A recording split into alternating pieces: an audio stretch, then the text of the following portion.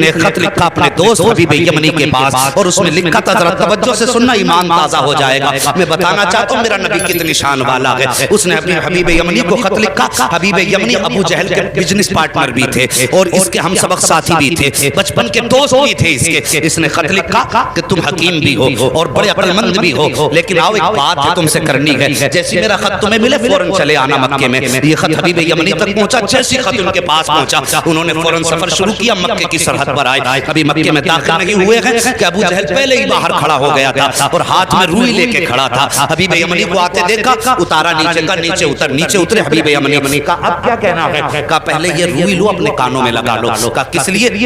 کہا کہ محمد کی آواز تمہارے کانوں تک نہ پہنچ جائے۔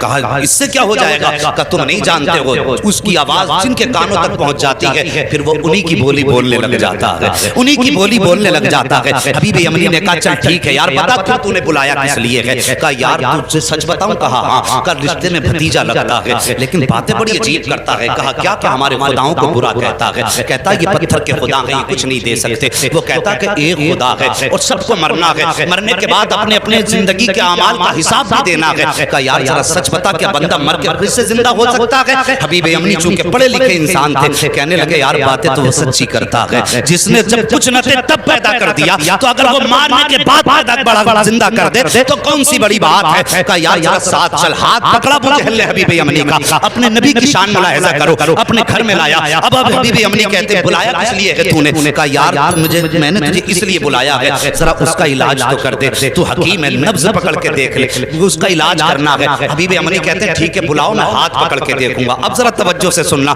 یہ دشمن کی بولی ہے، سچ وہ ہوتا ہے جو سر چڑھ کے بولا کرتا ہے۔ اگر کوئی اعلیٰ حضرت کو گالی دے تو اس کے بکواس کرنے سے اعلیٰ حضرت کے رتبے کم نہیں ہو جاتے ہیں۔ مخالف اسی کے ہوتے ہیں جو حق پہ ہوا کرتا ہے، دشمن اسی کے ہوتے ہیں جو سچ پہ ہوا کرتا ہے، کبھی اہل غیرے کا کوئی مخالف نہیں ہوا کرتا ہے۔ ذرا توجہ سے سننا پیارے۔ ابو جہل نے کہا تھا کہ میں نے تجھے علاج کے لیے بلایا ہے۔ کہا ٹھیک ہے بلاؤ۔ کہا کیا کرے گا؟ کہا نبض پکڑ کے دیکھوں گا۔ ابو جہل کہنے لگا یار اگر تو نے نبض پکڑ لی تو بات ہی ختم ہو جائے گی۔ کہا کس لیے؟ کہا ہاتھ مت پکڑ لینا۔ کہا کیوں؟ کہا جو اس کے ہاتھ میں ہاتھ دے دیتا ہے پھر وہ بولی اس کی بولنے لگ جاتا ہے۔ کہا یہ کہنا کیا چاہتا ہے؟ تب ابو جہل نے کہا تھا یار سن بات سچی ہے لیکن ذرا دماغ میں اتار لینا۔ ایک دن میں گیا تھا محمد کے پاس اور میرے ہاتھ میں پتھر تھے، میں نے جا کے کہا تھا بتا میری مٹھی میں کیا ہے، تو انہوں نے میری طرف دیکھا اور دیکھنے کے بعد کہا اگر میں بتاؤں تو کیا کمال ہوگا، اگر یہ خود بتائیں جو تیری مٹھی میں تب کمال ہو جائے گا۔ کہا میں خوش ہو گیا، میں سوچنے لگا یار اب تو یہ پھنس گئے ہیں، میرے ہاتھ میں پتھر ہے اور پتھر بولا نہیں کرتے ہیں۔ کہا یہ سوچ کے میں نے کہا ٹھیک ہے انہی سے کہلوا دو۔